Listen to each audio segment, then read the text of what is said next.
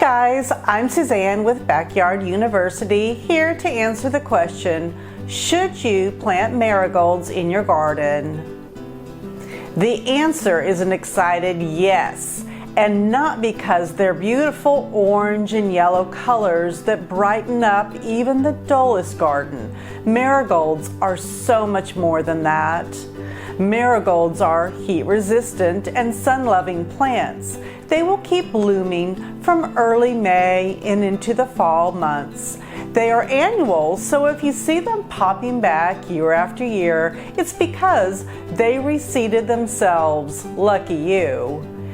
They are also easy to plant from seeds, even if you're a novice. Just sow the seeds about an inch deep and an inch apart. They should take 5 to 10 days to begin to germinate, and you'll see the blooms in about 2 months.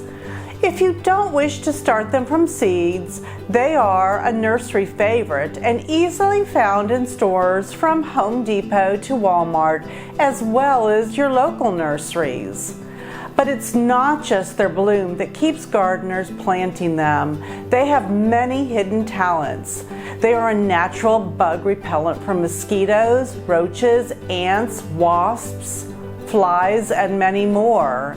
Because of their strong smell, they also repel pests you don't want in your garden, such as deer, rabbits, mice, and other rodents. If you plant them alongside your fruits and vegetables in your garden, they are great companion plants to tomatoes, basils, potatoes, as well as gourds like cucumber and watermelon. Marigolds are also incredibly versatile. You can plant them in pots, hanging baskets, in your favorite vegetable garden or flower garden. Simply put, marigolds are a must when planting. If you have any other backyard questions, click the link below to some of our other videos.